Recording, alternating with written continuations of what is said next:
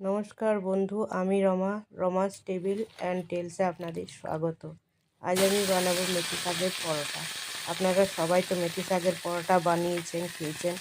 আমার মতো করে একবার বানিয়ে দেখুন, ভালো লাগবে।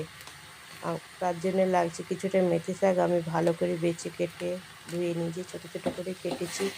তারপর গ্যাস চুলা জ্বালিয়ে একটা ছোটো প্যান বসিয়ে দিয়ে আমি শাকগুলো দিয়ে দিলাম।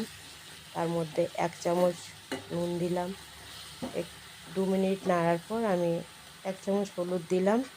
নিয়ে একটু জল, যেই একটু জলটা টেনে এলো তখন আমি দিয়ে দিলাম 2 চামচ সবজি মশলা আর 2 চামচ ভাজা মশলা। আমার ভাজা মশলা আমার রেসিপিতে দেওয়া আছে ক্যাপশনে, আপনারা দেখে নেবেন। তারপরে দিয়ে দিলাম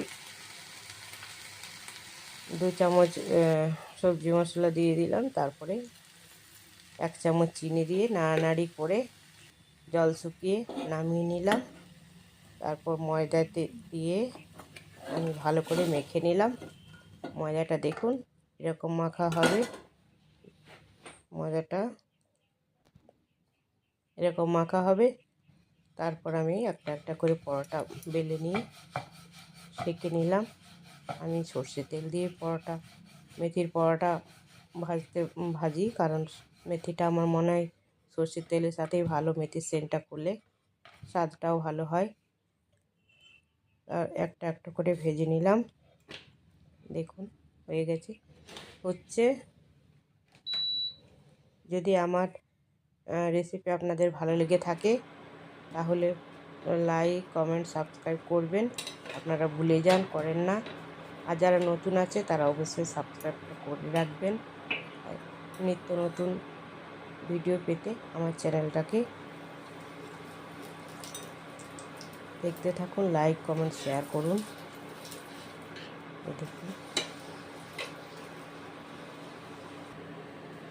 এই দেখুন হয়ে গেছে পরোটা। পরপর আমি সব পরোটাগুলো ভেজে নিচ্ছি।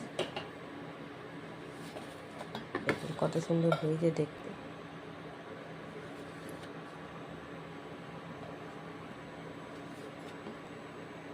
পরপর পরোটাগুলো আমার হয়ে গেল। এই দেখুন এরকম হবে দেখতে। সস দিয়ে, আচার দিয়ে খান, সুন্দর লাগবে। ভালো, রাতের ডিনারে বলুন, সকালের ব্রেকফাস্টেই বলুন, স্কুলের টিফিনেই বলুন, দারুণ স্বাদের মেথি পরোটা। এক হাতেই ছেঁড়া যাবে, নরম। খেয়ে দেখুন, বানিয়ে দেখুন, সুন্দর স্বাদের। এখন সিজন আছে, শীতকালে মেথি